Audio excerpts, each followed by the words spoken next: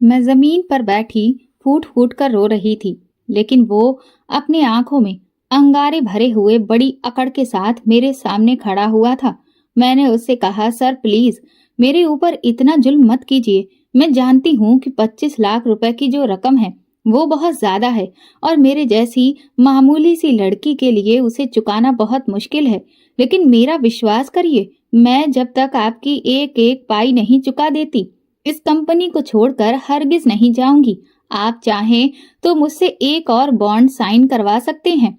मैं सच कहती हूँ। लेकिन उस आदमी पर मेरी मिन्नतों का कोई असर नहीं हुआ। उसने कहा, 25 लाख के बदले में मेरी शर्त यही है कि तुम्हें हर रात मेरे बिस्तर की रौनक बनना ही होगा। इसके अलावा तुम्हारे सामने और कोई रास्ता नहीं है। या तो इस शर्त को मंजूर करो और नहीं तो अभी के अभी यहाँ से दफा हो जाओ और फिर कभी मुझे अपनी शक्ल मत दिखाना। मैं तुम्हें इस फैसले के लिए 5 मिनट का समय देता हूँ। अगर मंजूर हो तो 5 मिनट के बाद नीचे आकर मेरी गाड़ी में बैठ जाना। ये कहकर वो वहां से निकल गया। लेकिन मेरी हालत खराब हो चुकी थी। मुझे कुछ समझ में नहीं आ रहा था। ऐसा लग रहा था कि जैसे उलझन के मारे मेरा दिमाग बुरी तरह से हड़बड़ा रहा हो। मुझे चक्कर जैसे आने लगे थे। मेरी धड़कनें बढ़ चुकी थी। इतनी घबराहट हो रही थी कि लग रहा था जैसे अभी अटैक पड़ जाएगा। अगर मैं इस शर्त को मंजूर नहीं करती हूँ तो इतनी बड़ी रकम का इंतजाम 2 दिन में मैं कैसे करूंगी? और कहीं मेरी बहन को कुछ हो गया तो मैं क्या करूंगी?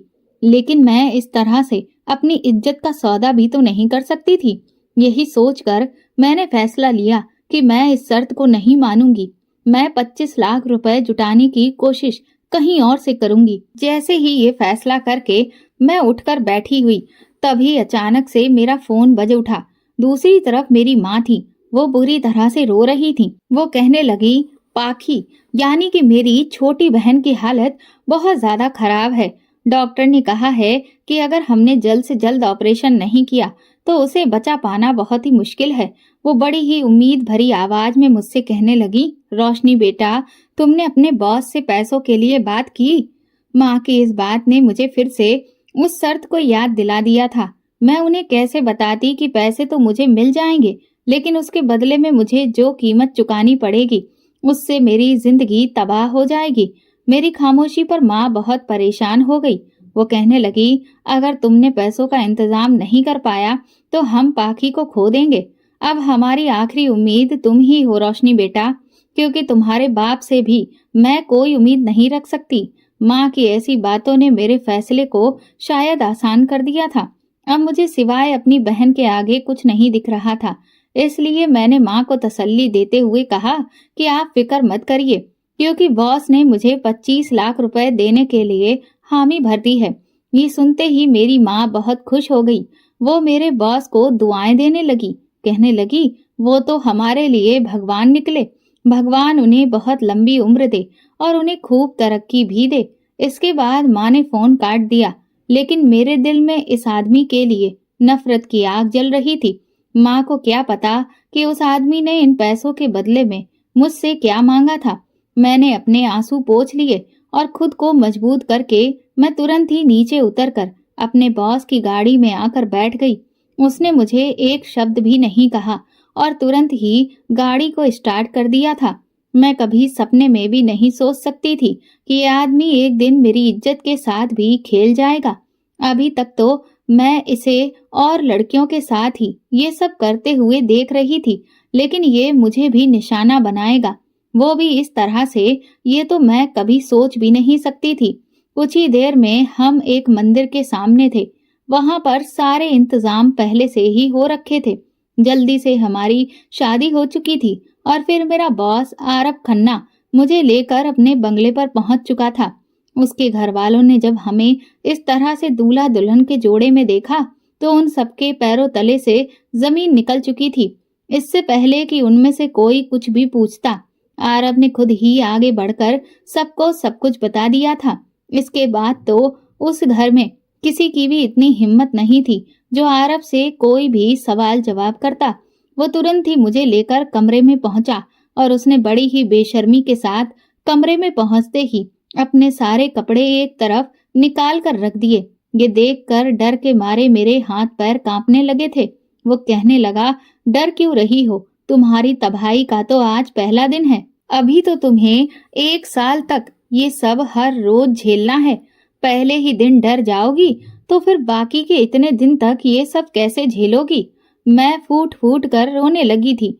मैंने कहा कि आप मेरे साथ ऐसा क्यों कर रहे हैं? तो वो दहाड़ता हुआ बोला, क्योंकि मैं तुमसे नफरत करता हूँ। मैंने कहा, अगर नफरत करते हैं तो फिर अपनी पत्नी बनाकर क्यों ले आए? इस पर वो कहने लगा, ताकि तुम्हारे वजूद के हर कतरे को पूरी तरह से बर्बाद करके रख दूं। तुम्हें हर रात उस दर्द में डुबो दूं जिसे तुम कभी भी भूल ना सको।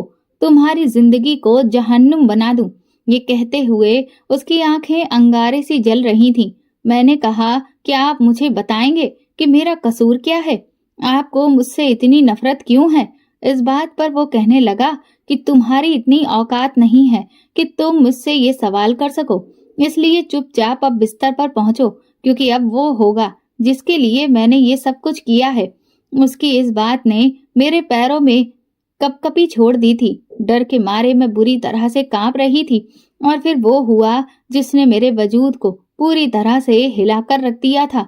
तकरीबन 4 घंटे के बाद वो मुंह फेर कर सो गया और मैं अभी भी आंसुओं और दर्द में डूबी हुई थी। मुझे अपने अतीत का एक एक पल याद आने लगा। मेरा जन्म एक ऐसे घर में हुआ जहां लड़कियों को सिर्फ बोझ समझा जाता था। हम संयुक्त परिवार में रहते थे। मेरे ताऊ जी के 2 बेटे थे, जिस पर उन्हें बहुत ज्यादा गर्व था कि उन्होंने बेटों को जन्म दिया है। वहीं मेरे पिताजी, जिन्हें लगातार 3 बेटियां हुई, लेकिन अब तक एक भी बेटा नहीं हुआ था, जिस बात का गुस्सा वो लगभग हर दिन मेरी माँ पर निकालते थे। मेरी ताई भी माँ पर तानाकसी करती रहती थी। बेटियां पैदा करने की सजा उनके लिए यही थी कि उनकी जिंदगी परिवार के हर एक इंसान ने नरक बनाकर रख दी थी। और हम सब बहनें भी हर वक्त उन लोगों के ताने और जुल्मों का शिकार होती रहती थी। वो सब तो फिर भी हमारे लिए दूर के थे, लेकिन हाँ, हमारा बाप तो हमारा सगा था ना। पर उसे भी हम पर जरा सा तरस नहीं आता था, बल्कि जितनी बार मेरे ताऊ ताई मेरे बाप को भड़काते, उतनी बार मेरा बाप और भी ज्यादा हम माँ बेटियों पर जुल्म करता था। माँ ने कई बार पिताजी को समझाया कि बेटियां बेटों से कम नहीं होती हैं। बुढ़ापे का सहारा सिर्फ बेटे ही नहीं, बेटियां भी बनती हैं। लेकिन मेरे बाप ने कभी भी माँ की कोई बात नहीं मानी। वो हमेशा माँ को कोसता रहते थे कि तूने मेरा वंश खत्म कर दिया है। तेरे जैसी मनूस औरत से शादी करके मेरी तो जिंदगी ही खराब हो गई है।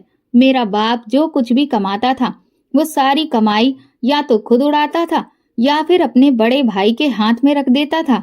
वो मेरी माँ को 1 रुपया भी नहीं देता था और जानबूझकर हम सबको एक एक पैसे के लिए तरसाता रहता था, ताकि हम हर पल इस बात के लिए परेशान रहें कि हम एक औरत हैं और औरत होना ही हमारा सबसे बड़ा जुर्म है। मैं अपनी इस जहन्नम जैसी जिंदगी को खुशहाली में बदलना चाहती थी। मैं अपनी माँ को दुनिया की हर खुशी देना चाहती थी। अपनी दोनों छोटी बहनों को खूब पढ़ाना लिखाना चाहती थी। और इसीलिए इतनी तकलीफों के बावजूद भी मैं हार मानने वाली नहीं थी। और इन सब मुसीबतों से अगर मैं छुटकारा पा सकती थी तो उसका रास्ता सिर्फ और सिर्फ पढ़ाई ही था। इसलिए मैं गांव में छोटे मोटे काम करके पैसे इकट्ठे करती थी और उससे अपनी फीस भर दिया करती थी। लेकिन जैसे जैसे मेरी पढ़ाई का स्तर बढ़ता गया तो उससे फीस भी बढ़ती गई। तब मुझे समझ नहीं आता था कि मैं अपनी फीस कैसे भरूं। उस वक्त मेरी माँ ने मेरा साथ दिया। उन्होंने मेरे बाप के पैसों को चुराना शुरू कर दिया। जब भी मेरा बाप शराब पीकर आता तो उसे ये होश नहीं रहता था कि उसकी जेब में कितने रुपए हैं, और इस बात का फायदा उठाकर मेरी माँ ने पैसे चोरी करना शुरू कर दिए थे। मैं अपनी बहनों से लगभग 12-13 साल बड़ी थी और मेरी बहनें सरकारी स्कूल में पढ़ रही थीं, इसलिए अभी उनकी पढ़ाई का खर्च कुछ ज्यादा नहीं था। ये सब कुछ चल ही रहा था कि तभी हम पर एक और बिजली गिरी। मेरे ताऊ ने मेरे बाप को ये प्रस्ताव दिया कि अब तो उन्हें बेटा होने से रहा तो क्यों ना वो ताऊ के 2 बेटों में से किसी एक को गोद ले ले। इस बात पर मेरा बाप तो तुरंत ही राजी हो गया था, क्योंकि वो अपने हिस्से की जायदाद हम बहनों में से किसी को भी नहीं देना चाहता था। लेकिन माँ अच्छे से जानती थी कि ताऊ को जायदाद का लालच है और इसीलिए उसने इस बात का बखूबी फायदा उठाया है कि हमारा कोई भाई नहीं है और वो मेरे बाप के हिस्से की जायदाद भी अपने ही बेटों को दिलाना चाहता है। मेरे बाप को मेरी माँ ने ताऊ की इस साजिश के बारे में खुलकर बताया था, लेकिन मेरे पिता ने कभी भी मेरी माँ पर भरोसा ही नहीं किया। वो कहने लगा कि मेरा भाई मेरा दुश्मन नहीं, बल्कि तू मेरी दुश्मन है। तभी तो तूने मुझे सिर्फ बेटियां ही दी हैं, एक बेटा नहीं दिया, और अब तो मेरा बुढ़ापा भी खराब करना चाहती है। तुझे क्या लगता है कि तेरी ये बेटियां मेरा सहारा बनेंगी? अरे मेरे भाई का बेटा ही मेरे बुढ़ापे में काम आएगा, ना कि तू और तेरी बेटियां। और इसलिए मैं अब अपने भतीजे को ही गोद ले लूंगा और अपनी पूरी जायदाद उसके नाम पर ही कर दूंगा, ताकि मेरा बुढ़ापा पूरी तरह से सुरक्षित हो जाए। माँ ने कहा, अगर तुम ऐसा करोगे तो हम बेटियों की शादी कैसे करेंगे? इस पर मेरे बाप ने कहा कि वो तेरी समस्या है, मेरी नहीं, क्योंकि ये बेटियां मेरी नहीं हैं। जब ये मेरे किसी काम की नहीं, तो फिर मैं इन पर अपना पैसा मुफ्त में क्यों खर्च करूं? मेरे बाप के इस फैसले से मेरी माँ बहुत ज्यादा टेंशन में आ गई थी। उन्हें अब समझ में नहीं आ रहा था कि उनकी बेटियों की शादियां कैसे होंगी, क्योंकि उनके खुद के पास भी ना तो कोई जायदाद थी और ना ही जमा पूंजी। मेरे बाप ने ताऊ के छोटे बेटे को गोद लेने का ऐलान कर दिया था और इस फैसले से मेरे ताऊ ताई बहुत खुश थे, क्योंकि उनकी जीत हुई थी। वो जो चाहते थे वही होने जा रहा था। कि इसी बीच एक दिन मेरे बाप को पैरालाइज का अटैक पड़ा और वो बिस्तर पर आ गया। जब मेरे पिता के साथ ऐसा हुआ तो हम लोगों पर दुखों का पहाड़ टूट पड़ा था।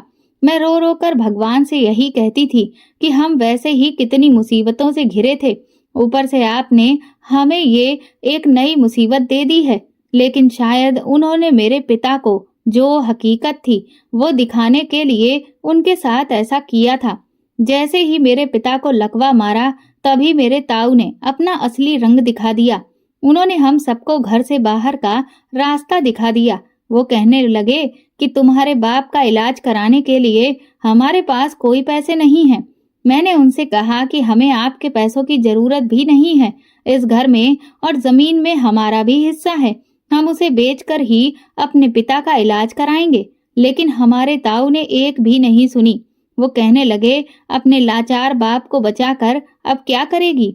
वैसे भी अब वो कुछ ही दिनों का मेहमान है और मैं उस पर फालतू में 1 रुपया भी खर्च नहीं होने दूंगा।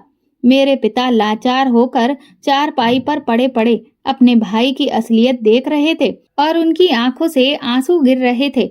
मेरी माँ ने उनसे कहा कि देख लिया, ये है तुम्हारे भाई का असली रंग। तुम्हें बड़ा नाज था ना इस बात पर कि तुम्हारा बुढ़ापा तुम्हारे भाई की औलाद के सहारे अच्छे से कट जाएगा। लेकिन देख लो, अभी तो बुढ़ापा ठीक से आया भी नहीं। तुम तो बस लाचार क्या हो गए। भाई के बेटे ने तो छोड़ो, तुम्हारे तो भाई ने ही तुम्हें अपनाने से इनकार कर दिया है। माँ की ये बात सुनते ही मेरे पिता की आंखों से आंसू बह निकले थे, लेकिन अब वो अपने मुंह से कुछ भी कह सकने के काबिल भी नहीं थे। लेकिन उनकी आंखों को देखकर साफ पता चल रहा था कि उन्हें अपनी गलती का एहसास हो रहा था। लेकिन अब क्या फायदा, अब तो बहुत देर हो चुकी थी। उन लोगों ने हमें धक्के मारकर वहां से बाहर निकाल दिया। हमने उनसे भिड़ने की बहुत कोशिश की, लेकिन उनके आगे हम नाकाम हो गए थे। कानूनी लड़ाई लड़ने के लिए भी पैसों की जरूरत होती है, जो कि हमारे पास नहीं थे। लेकिन अब हमें समझ में नहीं आ रहा था कि हम कहाँ जाएं और क्या करें। तब माँ हम सबको लेकर अपने मायके पहुंची और उन्होंने अपने भाई से मदद मांगी। हमारे मामा जी ने हमारी इस मुसीबत में बहुत साथ दिया। उन्होंने अपने पुराने घर में हमें रहने के लिए आश्रय दिया। लेकिन इस बात से मेरी मामी बहुत खफा हो गई थी और जिस वजह से मामा और मामी के बीच में झगड़ा होने लगा। मामा जी हमें पुराने घर में छोड़कर जब जाने लगे तो वो हाथ जोड़कर मेरी माँ के आगे कहने लगे कि बहन, मुझे माफ करना। अपनी गृहस्थी को शांति पूर्वक चलाने की वजह से मैं इससे ज्यादा तुम्हारी और कोई मदद नहीं कर सकता। अगर हो सके तो अपने भाई की मजबूरी को समझना। माँ ने अपने भाई को गले लगाकर कहा कि तुमने हमारे लिए जो किया है वही बहुत है। कम से कम अब हमारे सर पर छत तो है, बाकी की सारी जिम्मेदारी हम खुद उठा लेंगे। इसके बाद मामा जी वहां से चले गए थे, लेकिन अब घर को चलाने के लिए और पेट भरने के लिए हमारे पास 1 रुपया भी नहीं था। गांव में रहते हुए हम कुछ भी ऐसा नहीं कर पा रहे थे जिससे इतने लोगों का पेट भरा जा सके, और इसलिए मैंने फैसला किया कि अब मैं शहर जाकर नौकरी करूंगी। हालांकि मुझे इस बात से बहुत डर लग रहा था, क्योंकि मैं कभी भी शहर नहीं गई थी और शहर के लोगों के बीच में रहकर उनसे मुकाबला करना, इस सब को सोच कर ही मैं घबरा जाती थी। लेकिन मुझे अब अपने घर की जिम्मेदारी उठानी थी, अपने पिता का इलाज कराना था, अपनी बहनों को पढ़ाना लिखाना था। ये सोचकर मैं जैसे तैसे अपनी माँ को इस फैसले के लिए तैयार किया और शहर आ गई। मेरे पास शहर में रहने का कोई ठिकाना नहीं था, इसलिए 2-3 दिन तो मैंने रेलवे स्टेशन पर रहकर ही गुजारे थे। और इन 3 दिनों में मैं जहां जहां पर भी नौकरी की तलाश में गई, हर जगह से मुझे मेरे गंदे कपड़ों को देखते ही कंपनी में नौकरी देना तो दूर की बात है, घुसने तक नहीं दिया था। पर मुझे समझ नहीं आ रहा था कि अब मैं इन कपड़ों का क्या करूं, क्योंकि नए कपड़े खरीदने के लिए मेरे पास पैसे ही नहीं थे। मेरे पास कुल मिलाकर सिर्फ 500 रुपए थे, जिन्हें मैं सिर्फ इमरजेंसी के लिए रखे हुए थी। इसलिए मैंने फैसला किया कि मैं फिलहाल किसी छोटी मोटी जगह पर काम कर लेती हूँ, जिससे इतने पैसे तो हासिल हो जाएंगे कि अपने सर पर छत की जगह किराए पर ले लूंगी और कुछ अच्छे कपड़े खरीद लूंगी। तब मैं किसी अच्छी कंपनी में नौकरी की तलाश करूंगी। ये सोचकर मैंने कई ढाबों में साफ सफाई के लिए नौकरी मांगी, लेकिन उन्होंने इनकार कर दिया। वो कहने लगे कि हम एक लड़की को अपने ढाबे पर नौकरी नहीं दे सकते, क्योंकि यहाँ पर बहुत तरह के लोग आते हैं, जिनमें कई लोग तो बहुत ही बुरे होते हैं। अगर वो इतनी जवान और खूबसूरत लड़की को देखेंगे तो हो सकता है कि कोई बवाल हो जाए, और मैं नहीं चाहता कि मैं तुम्हारे चक्कर में किसी भी मैटर में फंसूं। उन लोगों की ऐसी बातों ने मुझे खुद से ही नफरत करने पर मजबूर कर दिया था। ऐसा लग रहा था कि जैसे लड़की पैदा होकर मैंने बहुत बड़ा पाप कर दिया हो। मेरा लड़की होना ही मेरे लिए मुसीबत बन चुका था। लगभग 1 हफ्ते तक यहाँ वहाँ हाथ मारने के बाद एक रेस्टोरेंट के मालिक को मुझ पर दया आ गई और उसने मुझे नौकरी पर रख लिया। मैं वहाँ खूब मेहनत से काम करना शुरू कर दिया था, लेकिन 2-3 दिन में ही मुझे यह एहसास होने लगा कि यहाँ पर मैं बहुत लंबे समय तक काम नहीं कर सकती, क्योंकि वहाँ पर भी एक से एक शराबी टाइप के और बिगड़े हुए रईस ज्यादा आते थे, जो वहाँ काम करने वाली लड़कियों पर गंदी नजर रखते थे और उन्हें एक रात का ऑफर भी देते थे, जिसके बदले में वो ढेर सारा पैसा देने को तैयार थे। और अगर कोई लड़की तैयार नहीं होती तो वो बहुत ही ज्यादा जोर जबरदस्ती पर उतर आते थे, जिस वजह से कई बार वहां पर हंगामा भी होता था। ये सब देखकर मुझे बहुत डर लगने लगा था। जैसे ही 1 महीना पूरा हुआ और मुझे मेरी तनख्वाह मिली, मैंने उस नौकरी को छोड़ दिया। मैंने अपने लिए एक सस्ती सी जगह रहने के लिए किराए पर ले ली थी। उन पैसों से मैंने कुछ कपड़े खरीदे और एक बार फिर से खुद को कंपनी में इंटरव्यू देने के लिए तैयार किया। लेकिन जैसे जैसे मैं कंपनियों में जा रही थी, वहां पर जो भी इंटरव्यू हो रहे थे, उन्हें देखकर मेरा आत्मविश्वास डोलने लगा था, क्योंकि मैं गांव की एक सीधी सादी लड़की थी, जो कि मेरे पहनावे में भी झलक रहा था। जबकि उन कंपनियों में आने वाली लड़कियां जिस तरह के कपड़े पहने थीं, वो बहुत मॉडर्न थे और उन लोगों को मॉडर्न लड़कियां ही पसंद आई थीं, जो ना सिर्फ दिखने में ही स्टाइलिस्ट हो, बल्कि उन्हें बहुत अच्छी अंग्रेजी भी आती हो। जबकि मैं ना तो दिखने में स्टाइलिस्ट थी और ना ही मेरी अंग्रेजी इतनी अच्छी थी। इस वजह से उन सब ने ही मुझे रिजेक्ट कर दिया था। इतने रिजेक्शन देखकर मेरी हालत खराब होने लगी थी। मेरा आत्मविश्वास टूटने लगा। मुझे लगने लगा कि अब मैं इस शहर में और ज्यादा टिक नहीं पाऊंगी। मुझे वापस गांव ही लौटना पड़ेगा। शायद ये सच है कि लड़कियां सिर्फ बोझ ही होती हैं। कहा तो मैं अपने पिता को गलत साबित करना चाहती थी, और कहा मैं अब तक अपने पैरों पर खड़ी भी नहीं हो पाई हूँ। 2 महीने तक मैंने कई कंपनियों के चक्कर काटे, लेकिन हर जगह मुझे सिर्फ निराशा ही मिली। इधर मुझ पर कमरे का किराया भी बढ़ता जा रहा था और मकान मालिक बार बार परेशान कर रहा था। इसलिए मैंने सोच लिया था कि मैं वापस गांव लौट जाऊंगी। लेकिन उसी दिन मैंने एक आखिरी बार एक कंपनी में ट्राई किया। मैं जैसे ही इंटरव्यू देने के लिए गई तो उस रूम में सिर्फ एक शख्स बैठा था जो लगभग 30 से 32 साल के आसपास होगा। उसने मुझे सर से लेकर पैर तक देखा और एक अजीब तरह से मुस्कुराने लगा। फिर उसने मुझे कुछ 2-4 सवाल किए और मुझे अकाउंटेंट की नौकरी दे दी। मैं तो खुशी से उछल पड़ी थी। मुझे अभी भी यकीन नहीं हो रहा था कि मुझे नौकरी मिल गई है। इसके बाद मेरे बॉस ने मुझे कुछ पेपर्स पर साइन करवाने के लिए कहा और फिर हमारी कंपनी की पॉलिसी है ये बताया कि यहाँ पर काम करने वाले लोग कम से कम 2 साल तक काम छोड़कर नहीं जा सकते हैं। मैंने उनसे कहा कि सर, मुझे इसमें कोई दिक्कत नहीं है। मैंने तुरंत ही उनकी पॉलिसी वाले फॉर्म पर साइन कर दिया। सब कुछ फिक्स हो गया था। मुझे मेरे बॉस का व्यवहार बहुत ही पसंद आया था क्योंकि उनमें जरा सा भी घमंड नहीं झलक रहा था। इसके बाद वो मुझसे कहने लगे, रोशनी, तुम यहाँ अभी नई हो। अगर तुम्हें कोई भी प्रॉब्लम हो तो तुम बेझिझक मेरे पास आकर सॉल्यूशन मांग सकती हो। बस सिर्फ पूरी ईमानदारी से यहाँ काम करना। वो कहने लगे, आओ मैं तुम्हें पूरा ऑफिस दिखाता हूँ। वो आगे आगे चल रहे थे और मैं उनके पीछे पीछे। पूरे ऑफिस को घूमते हुए हम दोनों लोग एक अंडरग्राउंड जगह पर पहुंचे। वो जगह बहुत ही खाली थी। वहां मुझे उनके साथ अकेले होते हुए बहुत अजीब सा लगने लगा क्योंकि वहां पहुंचते ही वो अचानक से मेरे काफी करीब आ गए और मेरी तारीफें करने लगे। कहने लगे, तुम्हें देखकर ही मुझे लगता है कि तुम बहुत ही मेहनती लड़की हो।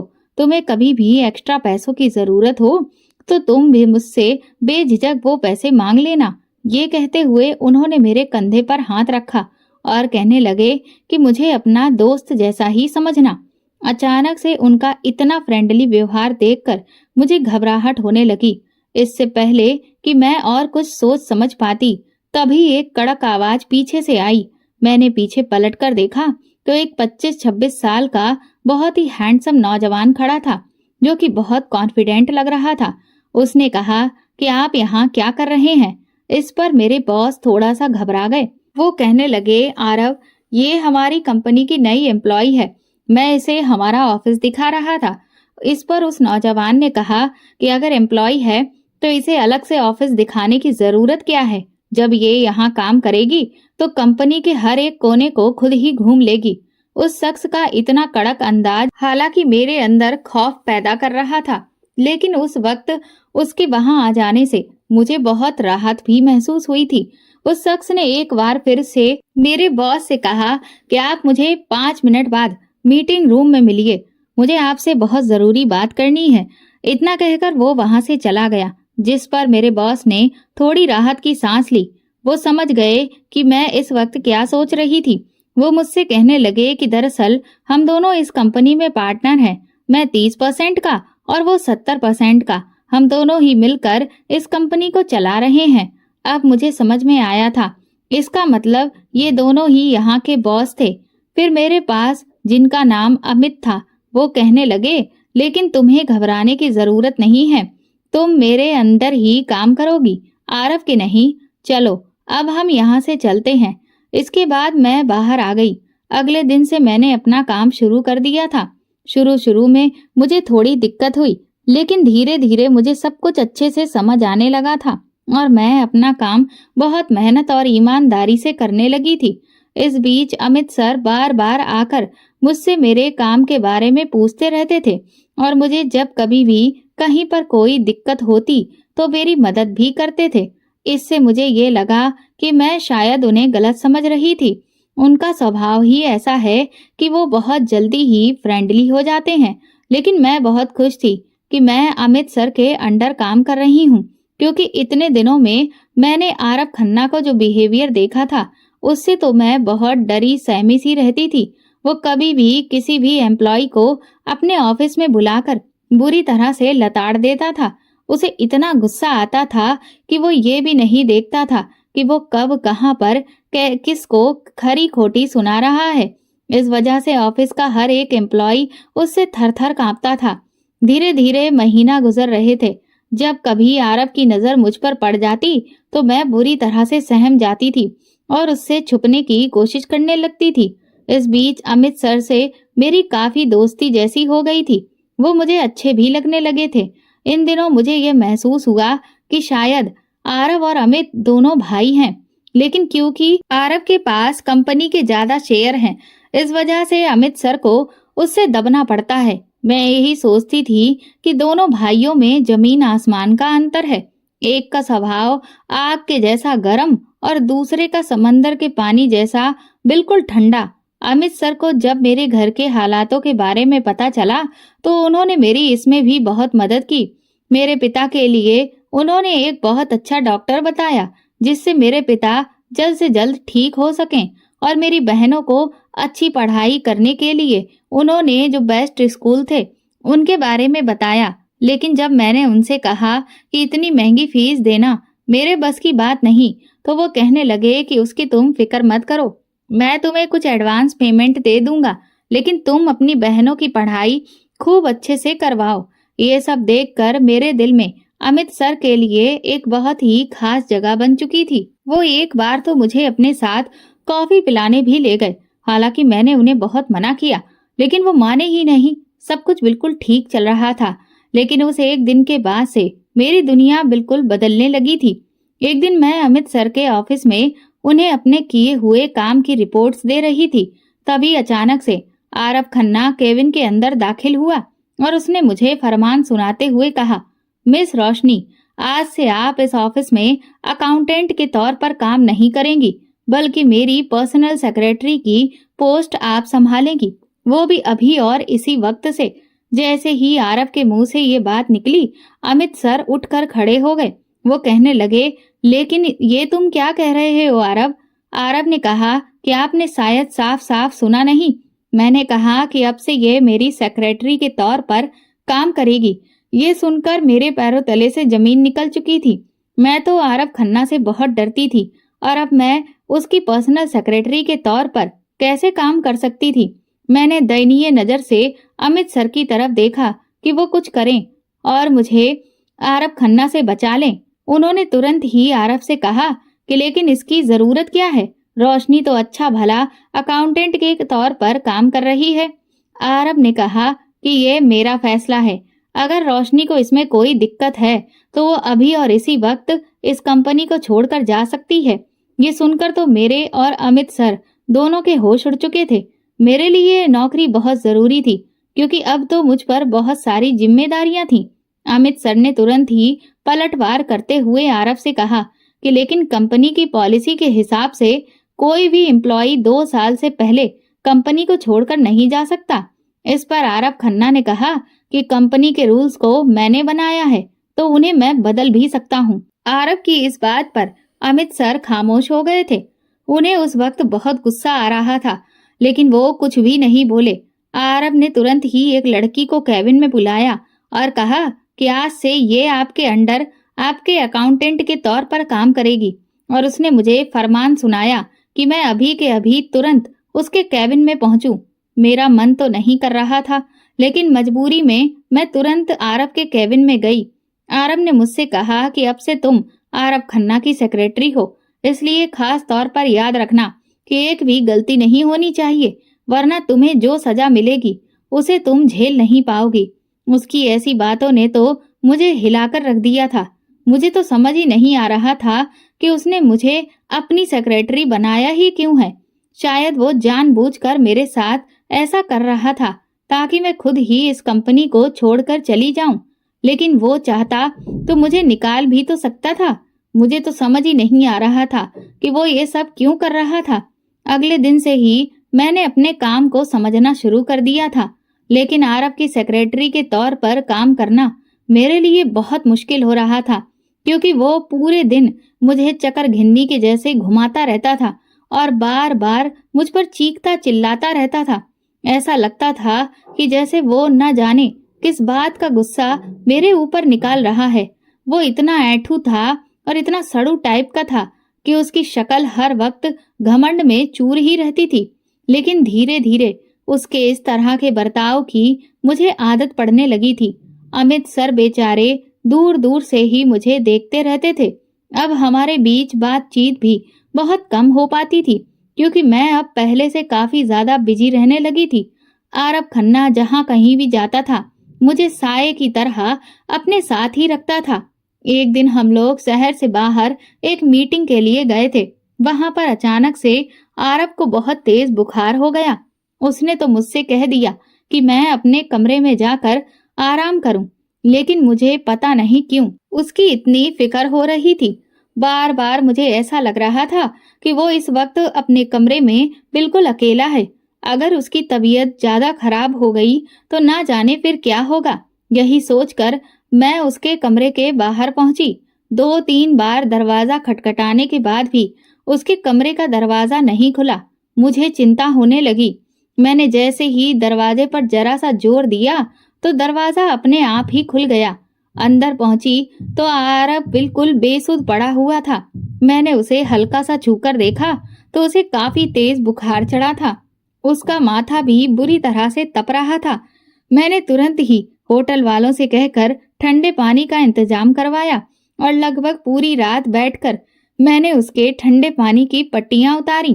तड़के सुबह के आसपास बहुत तेज नींद आने की वजह से मैं वहीं पर बैठे बैठे ही सो गई थी। सुबह जब आंख खुली तो आरब भी उठ गया था। वो अचानक से चौंक गया और कहने लगा कि तुम यहाँ क्या कर रही हो।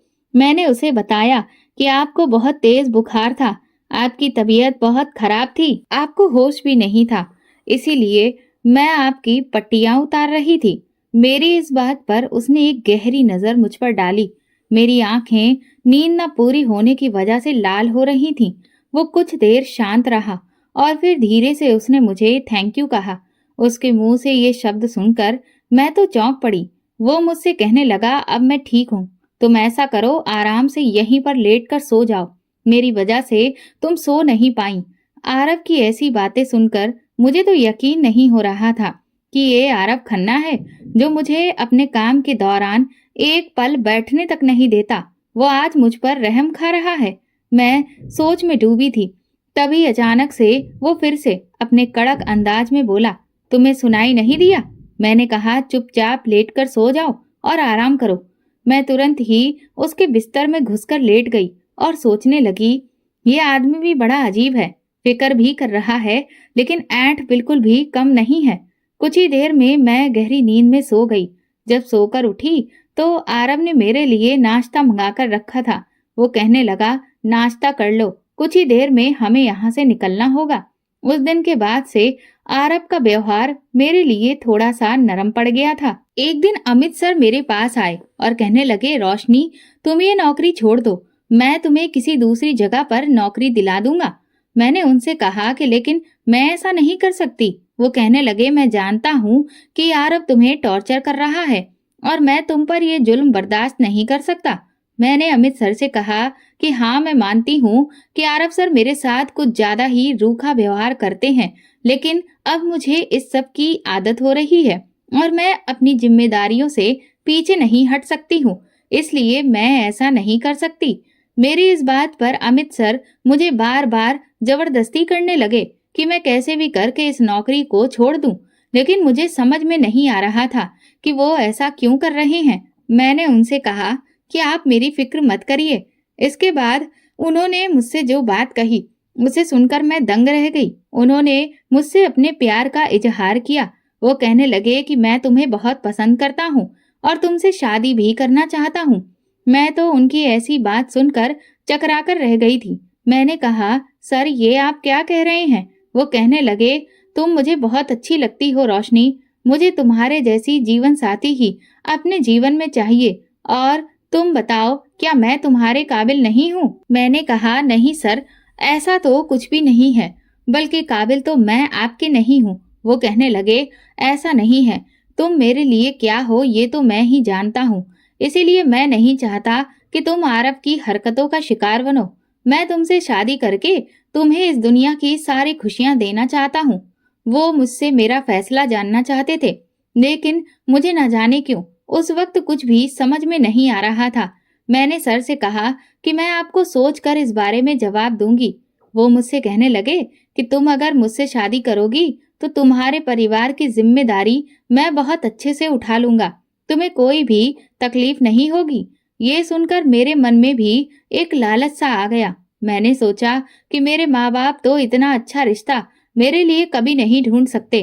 अगर मैं अमित सर से शादी करती हूँ तो मेरी जिंदगी में सब कुछ सही हो जाएगा। पर पता नहीं क्यों मुझे कुछ अजीब सा लग रहा था। लेकिन अमित सर बार बार मुझसे पूछ रहे थे और इसलिए मैंने हड़बड़ी में उनसे शादी के लिए हाँ कह दी, जिससे वो बहुत खुश हो गए।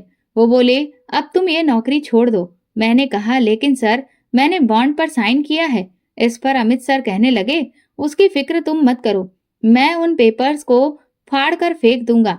फिर तो आरव के पास ऐसा कोई सबूत ही नहीं होगा जिसमें ये लिखा हो कि तुमने किसी भी पॉलिसी पर साइन किया हो। ये कहकर वो बहुत खुश होने लगे। मैंने कहा, ठीक है, लेकिन फिलहाल मुझे 1 महीने तक का समय दीजिए। हालांकि अमित सर से शादी करने के बाद मेरी जिंदगी किसी जन्नत से कम नहीं होती, लेकिन पता नहीं क्यों मेरा दिल कुछ अजीब सा हो रहा था। अगले दिन आरव सर ने मुझसे कहा कि हम एक मीटिंग के सिलसिले में 4 दिन के लिए शहर से बाहर जा रहे हैं। सुबह सवेरे ही हम मीटिंग के लिए निकल पड़े थे और फिर अपना काम निपटा कर जब हम लोग वापस लौट रहे थे तो अचानक से रास्ते में हमारी गाड़ी खराब हो गई। इधर अंधेरा भी बढ़ रहा था। आरव सर ने मुझसे कहा कि मैं गाड़ी के अंदर ही बैठी रहूं, मुझे बाहर निकलने की जरूरत नहीं है। मैं गाड़ी में बैठकर बाहर देख ही रही थी कि आरव सर किस तरह से गाड़ी को ठीक करने की कोशिश कर रहे हैं कि तभी अचानक से ना जाने कहां से 7-8 गुंडे आ गए, जिन्होंने आरव सर पर हमला कर दिया। ये देखकर मुझसे रहा नहीं गया। मैं भी आरव सर को बचाने के लिए कार से बाहर निकल पड़ी तो उन गुंडों ने मुझे भी पकड़ लिया। वो मेरे साथ खींचातानी करने लगे। इतने गुंडों से हम 2 लोग मुकाबला नहीं कर पा रहे थे, इसलिए वहां से जान बचाकर भाग निकलना ही सबसे बेस्ट ऑप्शन था। मैंने सर से कहा कि हमें यहाँ से भागना होगा और फिर हम दोनों बेतहाशा दौड़ने लगे। न जाने किन किन रास्तों से हम आगे बढ़ रहे थे। इसी बीच अपनी जान बचाने के लिए हमें एक शादी वाला घर दिखाई दिया। जब हमें कुछ समझ नहीं आया तो हम उसमें ही घुस गए और सबसे नजर बचाते हुए हम एक कमरे में जाकर छुप गए थे। वो गुंडे भी उस घर में घुस आए और हमें ढूंढने लगे। इस भागम भाग में ना जाने कब आरव सर मुझसे बिछड़ गए। वो ना जाने किधर चले गए और मैं जिस कमरे में पहुंची थी वो दुल्हन का कमरा था। मैंने देखा कि शादी वाले दिन दुल्हन बहुत बुरी तरह से रो रही थी। मुझे लगा कि शायद अपने माँ बाप से बिछड़ने के गम में रो रही होगी, लेकिन तभी अचानक से उसने अलमारी से एक शीशी निकाली और उसे जैसे ही अपने मुंह में उड़ेलने वाली थी, मैंने उसका हाथ पकड़ लिया। मैं समझ गई कि वो क्या करने वाली थी। मुझे अपने कमरे में देखकर वो बुरी तरह से चौंक गई और पूछने लगी कि तुम कौन हो। मैंने उसे बता दिया कि मैं यहाँ पर किस तरह से और क्यों आई हूँ, लेकिन मैंने उससे कहा कि तुम ऐसा क्यों कर रही हो। वो बेचारी गम में डूबी हुई थी और इसीलिए उसने रोते हुए मुझे बताया कि वो किसी और से प्यार करती है, लेकिन उसके माँ बाप सिर्फ अपनी झूठी शान की खातिर उसकी शादी जबरदस्ती करवा रहे हैं। ये सुनकर मुझे बहुत गुस्सा आया था। मैंने उससे कहा कि क्या तुम्हारा प्रेमी तुमसे शादी करने के लिए तैयार है। वो कहने लगी, हाँ, वो तो मुझसे शादी करने को तैयार है, लेकिन मुझे समझ नहीं आ रहा कि मैं उस तक कैसे पहुंचूं।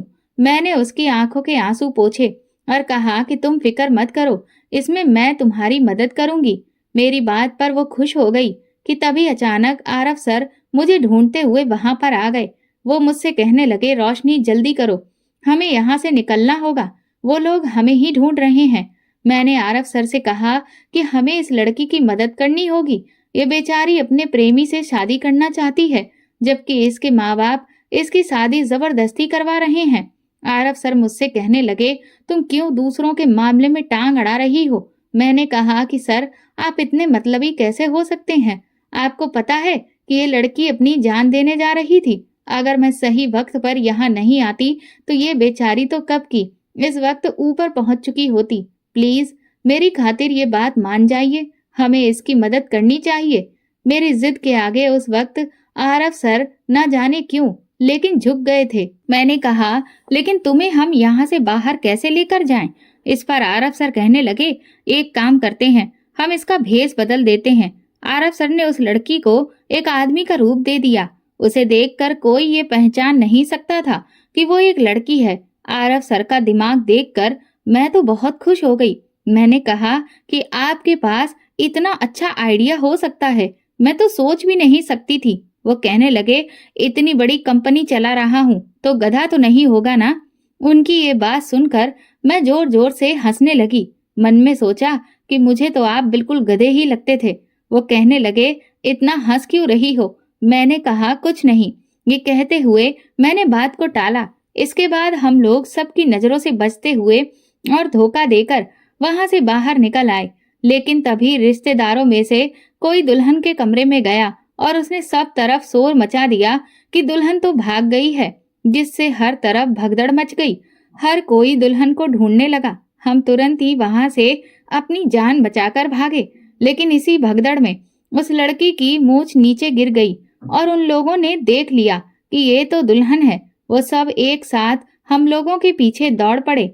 आरव सर ने मेरा और उस लड़की का हाथ पकड़ा और हमें पूरी ताकत से अपने साथ दौड़ाया। हम लोग लगातार दौड़ते ही चले जा रहे थे। उस लड़की ने अपने प्रेमी को फोन करके पहले ही बुला लिया था। एक मोड़ पर पहुंचकर जब हमें उसका प्रेमी दिखाई दिया तो आरव सर ने तुरंत ही उस लड़की को उसके प्रेमी के साथ वहां से विदा कर दिया। लेकिन तभी लड़की के घर वालों ने हमें पकड़ लिया। वो लोग हमें घसीटकर एक जंगल की तरफ ले गए। वो कहने लगे कि तुमने हमारी नाक कटवा दी है, हम तुम्हें छोड़ेंगे नहीं। इसी बीच उनमें से एक आदमी बोला कि आपकी बेटी को भगाने की जिम्मेदार ये लड़की है, इसने ही ये आइडिया उसके दिमाग में डाला था। मैंने अपने कानों से सुना था। ये सुनते ही वो लोग आग बबूला हो गए और उन्होंने मुझे कसकर पकड़ लिया। वो कहने लगे कि अगर कसूर इस लड़की का है तो सजा भी सिर्फ इसे ही मिलेगी। उन्होंने अपने कुछ आदमियों से कहा कि इस लड़के को ले जाकर इस जगह से बहुत दूर छोड़ दो। आरव सर ये सुनते ही बुरी तरह से बौखला गए। वो कहने लगे कि इस लड़की को हाथ लगाने की अगर तुम में से किसी ने भी जरूरत की तो अच्छा नहीं होगा। वो लोग कहने लगे कि फिलहाल तुम चुपचाप यहाँ से चले जाओ, वरना तुम भी बिना बात मारे जाओगे। वो लोग जबरदस्ती आरव सर को पकड़कर वहां से ले जाने लगे। मैं आरव सर को देखकर रो रही थी। वो बार बार धमकी दे रहे थे कि उनमें से कोई भी मुझे हाथ तक ना लगाए। वो अपने आप को उन आदमियों से छुड़ाने की पूरी कोशिश कर रहे थे, लेकिन उनमें से कोई भी उनकी बात नहीं सुन रहा था। इस बीच उनके बीच बहुत हाथापाई भी हुई। मैं बुरी तरह से आरव सर का नाम ले लेकर चिल्ला रही थी। उस दिन ऐसा लग रहा था कि जैसे आरव सर मुझसे जुदा नहीं हो रहे थे, बल्कि मेरी सांसें ही मुझसे छीनी जा रही थीं। कुछ ही देर में वो लोग आरव को लेकर वहां से चले गए और मुझे उन्होंने बालों से पकड़कर मारना पीटना शुरू कर दिया। वो अपनी बेटी के भाग जाने की पूरी भड़ास मुझ पर निकालने लगे। उनके इतने जुल्मों पर मैं होश खोने लगी थी। मेरी आंखें हल्की सी ही खुली थीं कि तभी मैंने देखा कि वो लोग मुझे जिंदा ही जमीन में गाड़ने लगे थे। जब उन्होंने मुझ पर मिट्टी डालना शुरू किया तो मेरी सांसें ही उखड़ने लगी थीं और अब मुझे यकीन हो गया था कि अब मैं जिंदा नहीं बचूंगी। मुझे जिंदा गाड़ कर वो सब तो वहां से जा चुके थे और मैं मिट्टी में दफन एक एक सांस के लिए संघर्ष कर रही थी। मेरा दम बहुत बुरी तरह से घुट रहा था और फिर न जाने कब मेरी आंखें बंद हो गईं और जब मेरी आंखें खुली तो मैं आरव सर की बाहों में थी। वो मुझे अपनी बाहों में लेकर बुरी तरह से झकझोर रहे थे और उनकी आंखों से बेइंतहा आंसू बह रहे थे जो कि मेरे गालों पर गिर रहे थे। वो बार बार रोशनी रोशनी कह कहकर पुकार रहे थे कि तभी मेरी आंखें खुली और मुझे होश में आता देखकर उनके चेहरे पर मुस्कुराहट आ गई और उन्होंने मुझे अपने गले से लगा लिया। वो कहने लगे, मुझे तो लगा था कि मैं तुम्हें हमेशा के लिए खो दिया है। मैंने उनके गालों को हाथ लगाया और कहा कि आप ठीक तो है ना। उन्होंने मेरे हाथों को अपने होठों पर लगाकर कहा, अगर आज मैं तुम्हें खो देता तो ना जाने मैं क्या कर बैठता। फिर वो मुझ पर गुस्सा करने लगे। मैंने तुमसे कहा था ना कि दूसरों के फटे में टांग ना अड़ाया करो। देखो क्या से क्या हो गया। अगर मैं सही वक्त पर वापस नहीं आता तो तुम्हें हमेशा हमेशा के लिए खो देता। मैंने उनसे कहा, लेकिन आपके होते हुए मुझे कुछ कैसे हो सकता था। आपने मुझे बचा लिया। इसके बाद उन्होंने मुझे अपनी गोद में उठाया। कुछ दूर चलने के बाद हमने एक गाड़ी वाले से लिफ्ट ली आरव सर ने उस आदमी के नंबर से फोन करके दूसरी गाड़ी को मंगवाया। फिर हम कुछ घंटे के बाद आरव सर के बंगले पर पहुंचे। उन्होंने डॉक्टर को बुलाकर मेरा ट्रीटमेंट शुरू करवा दिया था। पूरे 1 दिन तक मैं आरव सर के कमरे में ही रही। उस दिन पहली बार मैं उनके घर वालों से मिली। जब मुझे पूरी तरह से होश आ गया तो एक खूबसूरत सी लड़की मेरे पास सूप का कटोरा लेकर आई। उसने मुझे बताया कि वो आरव सर की बहन है। वो कहने लगी कि मुझे आरव ने बताया कि तुमने कितनी बड़ी मुसीबत को मोल ले लिया था, लेकिन तुम बहुत बहादुर हो क्योंकि तुमने एक लड़की की जिंदगी को बर्बाद होने से बचाया है। मैं काफी देर आरव सर की बहन से बात करती रही और सोच रही थी कि आरव सर और उनकी बहन के स्वभाव में जमीन आसमान का अंतर है। वो कितने कड़क हैं और ये कितनी नरम तरीके से बात करती हैं। उस दिन मुझे पहली बार पता चला कि आरव सर के इस तरह के व्यवहार का कारण ये है कि उन्होंने बहुत ही कम उम्र में अपने माता पिता को खो दिया था और तब से ही उन्होंने जिंदगी की सारी कठिनाइयों को झेला है, जिस वजह से वो इस तरह से हो गए हैं। माँ बाप के जाने के बाद उन्होंने ही घर की सारी जिम्मेदारी को संभाला।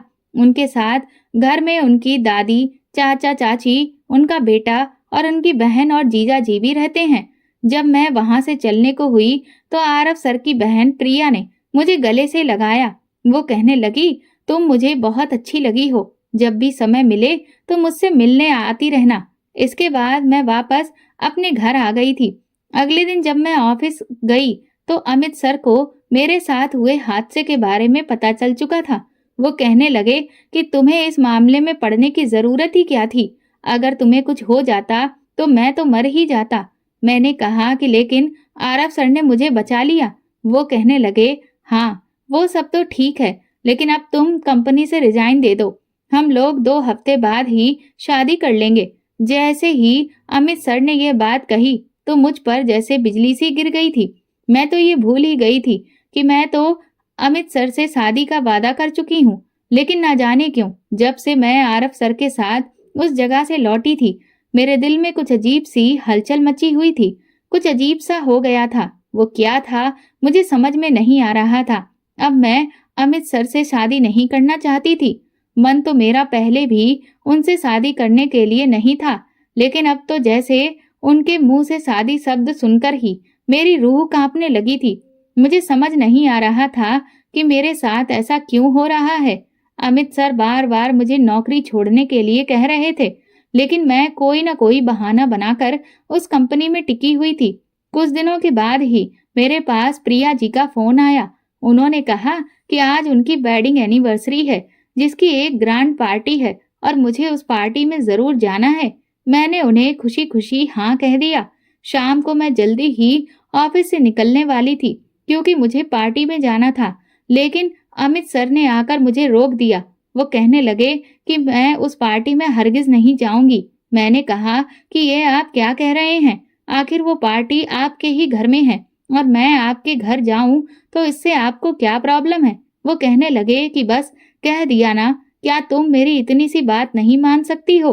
अमित की बहुत ज्यादा जिद करने की वजह से मुझे उसकी बात माननी पड़ गई थी, लेकिन मुझे प्रिया जी के लिए बहुत बुरा लग रहा था। मुझे लग रहा था कि वो मेरे बारे में क्या सोचेंगी।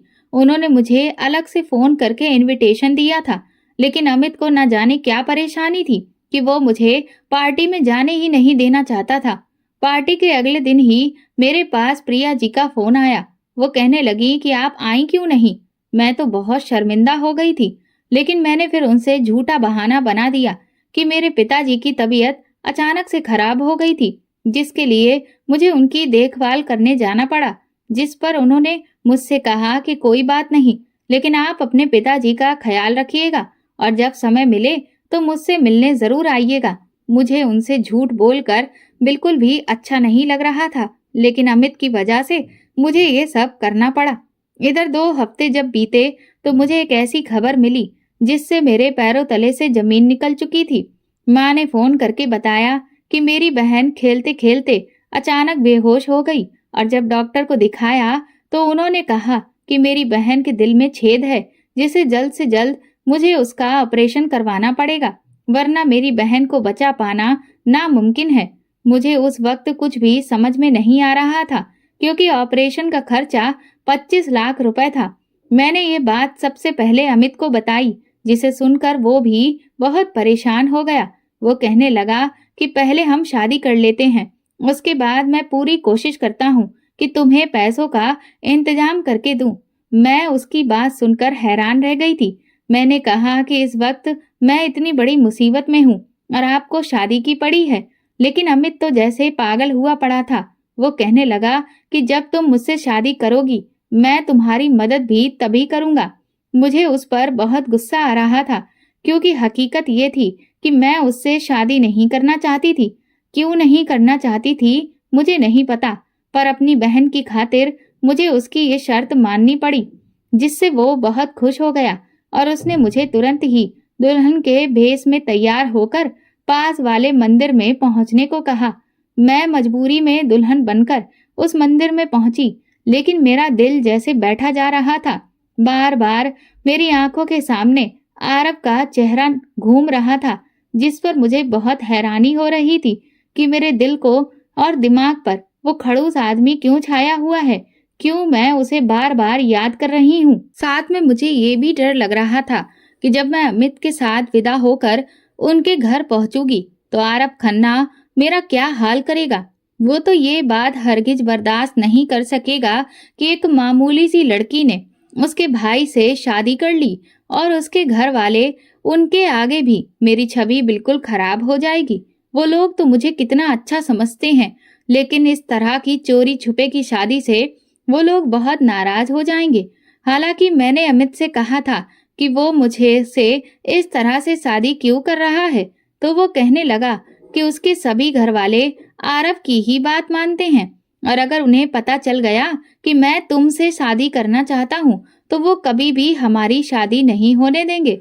इसीलिए एक बार हमारी शादी हो जाएगी, उसके बाद हम उन्हें सब कुछ बता देंगे। इस वक्त मैं अपनी बहन की वजह से मजबूर थी, इसलिए मुझे अमित की हर बात माननी पड़ रही थी। मैं मंदिर पहुंच चुकी थी, लेकिन 2 घंटे बीत जाने के बाद भी अमित वहां नहीं पहुंचा। इधर रात का 12 बज गया, लेकिन अमित का कोई अता पता नहीं था। उसका फोन भी स्विच ऑफ आ रहा था। मुझे बहुत गुस्सा आ रहा था कि शायद अमित ने मुझे धोखा दे दिया है। मैं वहां से सीधा अपने घर आई। अगले दिन जब मैं ऑफिस पहुंची तो वहां भी अमित का कोई अता पता नहीं था। किसी भी एम्प्लॉय को नहीं मालूम था कि अमित कहाँ पर है। अगले दिन ही माँ का एक बार फिर से फोन आया। वो कहने लगी कि वो और मामा जी मेरी छोटी बहन को लेकर दिल्ली के सबसे बड़े अस्पताल पहुंचे हैं। डॉक्टर ने तुरंत ही पैसों का इंतजाम करने के लिए कहा है। मैं कुछ भी करके अपने कंपनी वालों से मदद मांगू। अब मुझे आरव खन्ना के अलावा और कोई नजर नहीं आ रहा था, इसलिए मैंने सोचा कि मैं अब इस बारे में आरव से बात करती हूँ। मुझे अब उससे बहुत उम्मीद थी। मुझे लग रहा था कि वो मेरे लिए पहले के मुकाबले बहुत नरम पड़ गया है और वो मेरी मदद जरूर करेगा। लेकिन मैं जब उसके कैबिन में पहुंची तो वो तो गुस्से में तमतमाया हुआ था। मेरी शक्ल देखते ही वो बुरी तरह से भड़क उठा। कहने लगा, आ गई तुम, मुझे तुम्हारा ही इंतजार था। मैं तुम्हें बुलाने ही वाला था। अच्छा हुआ कि तुम खुद ही आ गई। मुझे समझ नहीं आया कि वो इतना गुस्से में क्यों है। मैंने उससे कहा कि सर, मुझे आपकी मदद की जरूरत है और मैं अपनी परेशानी उसे बता दी। और फिर उसने मेरे सामने जो शर्त रखी, उसने तो मेरा भरम ही तोड़ दिया। मुझे लगने लगा कि मैं इस आदमी को नेक इंसान समझने की भूल कर रही थी। ये तो बहुत ही गिरा हुआ इंसान है, क्योंकि वो मुझे 1 साल के लिए अपने बिस्तर की रौनक बनाना चाहता था। लेकिन मैं मजबूर थी और इसलिए मैंने उसकी शर्त को मंजूर कर लिया। इसके बदले में उसने मुझे 25 लाख रुपए दे दिए थे, जिससे मेरी बहन की जान तो बच गई थी, लेकिन मेरी जिंदगी तबाह हो गई थी। जब मुझे वो अपने घर लेकर आया तो उसने एक भी दिन मेरा ऐसा नहीं बीतने दिया जो उसने मुझे खून के आंसू ना रुलाए हों। वो मुझ पर इतने जुल्म क्यों ढा रहा था, मुझे समझ में नहीं आ रहा था। वो मुझे हर पल जलील करता, हर पल ये एहसास दिलाता कि मैं एक गरीब लड़की हूँ और साथ ही कैरेक्टर लेस भी, जो पैसों की खातिर अपनी इज्जत बेचने के लिए भी तैयार हो जाती है। उसके शब्द मेरे कानों से खून निकाल देते थे। मैं चीख पड़ती थी और रोने लगती थी कि वो मेरे साथ ऐसा क्यों कर रहा है। लेकिन वो मेरे किसी भी सवाल का जवाब नहीं देता था। कहाँ तो मैं आरव से प्यार करने लगी थी, लेकिन अब मेरे दिल में आरव के लिए बार बार नफरत सी जागने लगी थी। मेरी बहन का ऑपरेशन हो गया, उसके बाद वो बिल्कुल ठीक हो गई थी और घर वापस आ गई थी। इस बीच मेरे घर वालों को भी पता चला कि मेरी शादी हो चुकी है, तो वो बहुत गुस्सा हुए। लेकिन क्योंकि अब शादी तो हो ही चुकी थी, इसलिए उन्होंने सब कुछ एक्सेप्ट कर लिया था। पर उन्हें नहीं पता था कि मैं तो बस 1 साल की दुल्हन हूँ। मेरे घर वाले अपने दामाद से मिलना चाहते थे और इसलिए वो सभी आरव के बंगले पर आ गए। मैं उस वक्त बहुत डरी हुई थी, क्योंकि मुझे पता था कि वो मेरे जैसी बेइज्जती करता है, ठीक वैसे ही मेरे घर वालों की भी करेगा। लेकिन उस वक्त मैं हैरान रह गई जब उसने ऐसा कुछ भी नहीं किया, बल्कि उसने पूरे मान सम्मान के साथ मेरे घर वालों को अपने घर में बुलाया और उनका स्वागत सत्कार किया। यहाँ तक कि उसने मेरे माँ बाप के पैर भी छुए। ये देखकर मुझे तो अपनी आंखों पर यकीन नहीं हो रहा था कि ये वो आदमी है जो मुझे हर पल जलील करता है। वहीं मेरे माँ बाप को सर आंखों पर वो रख रहा था। मेरी माँ तो अब बहुत खुश थी, उनकी सारी नाराजगी दूर हो चुकी थी। वो कहने लगी कि ऐसा लड़का तो मैं खुद भी तेरे लिए कभी नहीं ढूंढ सकती थी। मेरे पिता की जब ऐसी हालत आरव ने देखी, तो उसने तुरंत ही उनका ट्रीटमेंट शहर के सबसे अच्छे डॉक्टर के यहाँ से शुरू करवा दिया था। ये देखकर मैं तो दंग रह गई थी। उनके जाने के बाद जब मैं कमरे में आई, तो मैंने आरव से कहा कि आप मुझ पर ये एक और एहसान क्यों कर रहे हैं? ये सब करने की आपको कोई जरूरत नहीं है। आरव बड़े ही गुस्से में मुझसे कहने लगा कि तुम होती कौन हो मुझे ये बताने वाली कि मुझे क्या करना है, क्या नहीं करना है। ये कहकर वो कमरे से चला गया। मुझे तो इस आदमी की शख्सियत ही समझ में नहीं आ रही थी कि ये भला कैसा इंसान है। धीरे धीरे यूं ही दिन निकलने लगे। आरव के साथ रहते रहते मुझे उसकी आदत सी होने लगी थी। वो मुझ पर बार बार गुस्सा करता था, लेकिन फिर भी न जाने क्यों जब वो शांत होता तो मुझे उस पर प्यार आता था। इतने दिन मैं आरव के साथ ही रह रही थी। मैंने देखा था कि अमित मुझे अभी तक कहीं भी दिखाई नहीं दिया था और उनके घर में भी किसी ने अमित का जिक्र तक नहीं किया था। मैं भी इतने दिनों में अमित के बारे में बिल्कुल भूल ही गई थी। एक दिन मैंने डरते डरते आरव से अमित के बारे में पूछा, तो ऐसा लगा कि जैसे उसकी आंखों में खून उतर आया हो। उसने मुझे बाजू से कसकर पकड़ लिया और अपने बहुत करीब लाकर कहने लगा, अगर आज के बाद अमित का नाम मैंने तुम्हारी जुबान से भी सुना तो मुझसे बुरा कोई नहीं होगा। आरव के ऐसा कहने पर मुझे लगने लगा कि आरव ने ही अमित के साथ कुछ ऐसा किया है कि वो अभी तक यहाँ नहीं आया है। शायद आरव ने अमित को शहर से कहीं दूर भेज दिया है। भला ऐसा कैसे हो सकता है कि एक भाई अपने दूसरे भाई के साथ ऐसा सुलूक करे और उसके घर वाले भी उससे कुछ भी ना कहें। एक दिन आरव एक मीटिंग के लिए घर से निकल कर गया। मैं जब कमरे में लौटी तो मैंने देखा कि उसकी मीटिंग के जो जरूरी कागजात थे वो तो आरव घर पर ही भूल गया था। ये देखकर मैं परेशान हो गई। मैंने सोचा कि अगर इन कागजों की वजह से आरव की मीटिंग सक्सेसफुल नहीं हुई तो कहीं उन्हें कोई बड़ा नुकसान न हो जाए। यही सोचते हुए मैंने तुरंत ही वो फाइलें उठाई और टैक्सी करके आरव की गाड़ी का पीछा करने लगी। मैं उन्हें आवाज दे रही थी, लेकिन वो थे कि सुन ही नहीं रहे थे। हम लोग काफी दूर निकल आए थे और जब हम एक सुनसान जगह पर पहुंचे तो मैंने देखा कि एक गाड़ी ने आरव की गाड़ी के आगे आकर रास्ता रोक दिया था। उसमें से 5-6 गुंडे निकले और वो जबरदस्ती पकड़कर आरव को अपने साथ ले जाने लगे। ये देखकर मैं घबरा गई। मैंने उस टैक्सी वाले से उन लोगों का पीछा करने के लिए कहा। कुछ दूर तो उसने उनका पीछा किया, लेकिन जब वो गुंडे अपने अड्डे पर पहुंचे तो वो टैक्सी वाला अपनी जान बचाकर वहां से भाग गया। मैं आरव को कुछ भी नहीं होने दे सकती थी। वो लोग आरव को एक बंद पड़ी फैक्ट्री में ले गए। मैं उस फैक्ट्री के अंदर जाने का रास्ता ढूंढ रही थी। काफी देर कोशिश करने के बाद मुझे एक जगह मिली। जब मैं वहां से अंदर पहुंची तो मैंने देखा कि उन लोगों ने आरव को एक तरफ कुर्सी पर बांध दिया था और फिर वो लोग वहां से चले गए थे। मैं जैसे ही वहां पहुंची तो आरव मुझे वहां देखकर हैरान रह गया। मैंने तुरंत ही उसे रस्सियों से आजाद किया। वो मुझसे कहने लगा कि तुम यहाँ क्या कर रही हो? मैंने कहा कि इस वक्त ये सारे सवाल मत पूछो, हमें तुरंत यहाँ से निकलना होगा। इससे पहले कि हम वहां से निकलते, तभी एक शख्स की पीछे से आवाज आई। वो कहने लगा कि कहाँ भाग रहे हो? हमने जैसे ही पलटकर देखा तो वो इंसान आरव के ऊपर बंदूक ताने हुए था। हमने जब उसकी शक्ल देखी तो होश उड़ गए, क्योंकि वो और कोई नहीं बल्कि अमित था। आरव ने कहा कि तुमने मेरा किडनैप करवाया था। वो जोर जोर से हंसने लगा और कहने लगा कि हाँ, मैंने ही तुम्हारा किडनैप करवाया था। मैंने अमित से कहा कि लेकिन तुमने ऐसा क्यों किया?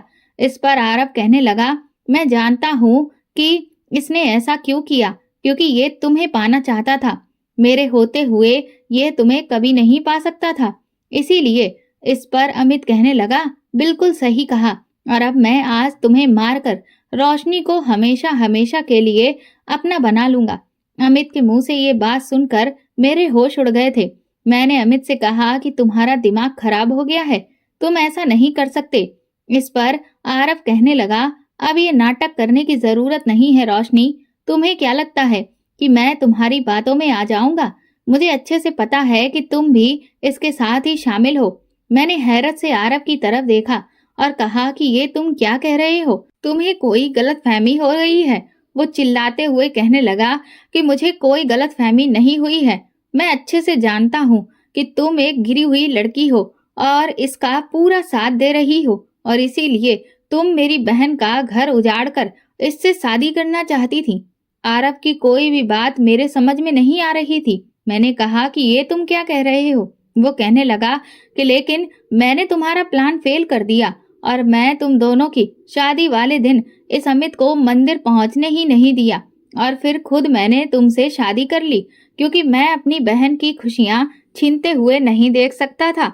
अगर मेरी बहन इस आदमी से बेइंतहा मोहब्बत ना करती होती तो मैं इसे तो कब का जान से मार चुका होता। मैंने कहा कि लेकिन ये तो तुम्हारा भाई है ना? आरव कहने लगा, बस करो, बहुत हो गया तुम्हारा झूठा नाटक। तुम्हें क्या लगता है मैं तुम्हारी एक और नई चाल में फंस जाऊंगा? ये मेरा भाई नहीं बल्कि मेरा जीजा है। और आरव के मुंह से ये बात सुनते ही मेरे पैरों तले से जमीन निकल चुकी थी। आरव कहने लगा कि तुम्हें बहुत अच्छे से पता था कि ये मेरा जीजा है और इसके पास भी मेरी कंपनी का कुछ हिस्सा है, और इसीलिए इसने जब तुम पर डोरे डाले तो तुमने भी इसका पूरा साथ दिया और मेरी बहन का घर उजाड़ने की कोशिश की। लेकिन मुझे ऐन मौके पर तुम लोगों की हरकतों के बारे में पता चल चुका था और मैंने तुम्हारा प्लान चौपट कर दिया। इसीलिए मुझे तुमसे नफरत है रोशनी। आरव के मुंह से सच्चाई सुनकर मैं फूट फूट कर रोने लगी।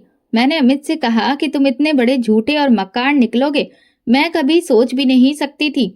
सच्चाई क्या है अभी के अभी आरव को बताओ। मैं सच कहती हूँ आरव, इस आदमी ने मुझे यही बताया था कि ये तुम्हारा बड़ा भाई है, लेकिन आरव मेरी बात पर यकीन कर ही नहीं रहा था। मैं चिल्ला चिल्ला कर अमित से कह रही थी कि वो सच बता दे, लेकिन वो तो शैतानी हंसी हंस रहा था। फिर वो कहने लगा कि हाँ, रोशनी सही कह रही है। अगर मैं इसे ये बता देता कि मैं शादीशुदा हूँ तो ये कभी भी मुझसे शादी करने के लिए तैयार नहीं होती। मैं तो इसे पहली नजर में देखते ही इस पर फिदा हो गया था, और मैंने सोचा था कि एक तरफ मैं इससे भी शादी करके इसे किसी दूसरे घर में रखूंगा, जिससे मेरे हाथ से प्रिया की दौलत भी नहीं जाएगी और मैं रोशनी की खूबसूरती को भी पालूंगा। लेकिन तूने मेरा सारा प्लान चौपट कर दिया। लेकिन चिंता मत कर, मैं अभी भी नाकामयाब नहीं हुआ हूँ। तुझे मारकर मैं इससे शादी कर लूंगा और फिर तो मुझे तेरी पूरी जायदाद भी मिल जाएगी। अमित के मुंह से सच सुनकर आरव की आंखों में अफसोस दिखने लगा। मैंने आरव से कहा, देखा, मैंने तुमसे कहा था कि इस आदमी ने मुझसे झूठ बोला था। मुझे अगर पता होता कि ये तुम्हारी बहन का पति है तो मैं इसकी तरफ कभी नजर उठाकर भी नहीं देखती, और मैं इससे शादी भी सिर्फ अपनी मजबूरी की वजह से कर रही थी, क्योंकि ये मुझे मेरी बहन के इलाज के लिए पैसे दे रहा था, वरना मैं इसे बिल्कुल भी नहीं चाहती थी। बल्कि सच कहूँ तो मुझे तो तुमसे प्यार हो गया था। ये सुनते ही अमित का गुस्सा भड़क गया। वो कहने लगा, ये तुम क्या कह रही हो रोशनी? मैंने कहा, हाँ, मैं आरव से प्यार करती हूँ। ये सुनते ही अमित ने कहा कि लेकिन अब मैं इसे हमेशा हमेशा के लिए हमारी जिंदगी से अलग कर दूंगा। ये कहकर अमित ने आरव पर गोली चला दी, लेकिन मैं ऐसा नहीं होने दे सकती थी। मैंने तुरंत ही आरव के आगे कूद गई और वो गोली मेरे सीने में लग गई और फिर कुछ ही पलों में मेरी आंखें बंद हो गई थीं। जब मुझे होश आया तो मैं हॉस्पिटल में थी। आरव मेरा हाथ थामे हुए बैठा रो रहा था। मुझे होश में देखकर वो बहुत खुश हो गया और कहने लगा, मुझे माफ कर दो रोशनी, मैंने बिना सच्चाई जाने तुम्हारे साथ ना जाने क्या कुछ नहीं किया और तुम्हें कितना गलत समझा। मैंने आरव से कहा कि तुम ठीक तो हो ना? वो कहने लगा कि तुम्हारे होते हुए भला मुझे कुछ हो सकता है। बाद में आरव ने मुझे बताया कि उसने अमित और उसके साथियों को पुलिस को पकड़वा दिया था और जब प्रिया दीदी को अपने पति की हकीकत के बारे में पता चला तो उन्हें उससे नफरत हो गई और उन्होंने खुद ही अपने पति को तलाक दे दिया। कुछ दिनों बाद मैं ठीक होकर वापस घर आ गई थी। आरव ने हमारे 1 साल के शादी के कॉन्ट्रैक्ट को खत्म कर दिया था और उसने मुझे हमेशा हमेशा के लिए अपना जीवन साथी बना लिया था। मैं शादी के बाद भी जॉब करना नहीं छोड़ा था और इसीलिए अपनी मेहनत के दम पर मैंने इसी शहर में अपने मम्मी पापा के लिए एक बहुत अच्छा मकान खरीद लिया। मेरी बहन और पापा दोनों ही अब बिल्कुल ठीक हो चुके हैं। दोनों बहनें इस वक्त देहरादून के एक बहुत अच्छे बोर्डिंग स्कूल में अपनी पढ़ाई कर रही हैं। आज मेरे पापा को अपनी गलतियों पर बहुत पछतावा होता है और उन्हें मुझ पर बहुत गर्व है। अब उनकी सोच बिल्कुल बदल चुकी है। अब वो बेटा और बेटी में रत्ती भर भी फर्क नहीं करते हैं। मैं भगवान का लाख लाख शुक्रिया अदा करती हूँ जो उन्होंने मुझे इस काबिल बनाया कि मैं अपने पिता की सोच को पूरी तरह से बदल पाई हूँ और उन्हें दुनिया की वो तमाम सुख सुविधाएं दे पा रही हूँ जिसकी आस वो एक बेटे से लगाकर बैठे थे। दोस्तों, अगर आपको हमारी कहानी पसंद आई है तो कमेंट करके जरूर बताएं और वीडियो को लाइक करके ज्यादा से ज्यादा शेयर करें। चैनल पर नए हैं तो सब्सक्राइब करें और हाँ, नोटिफिकेशन बेल को जरूर दबाएं ताकि अगली अपडेट सबसे पहले आपको मिले। धन्यवाद।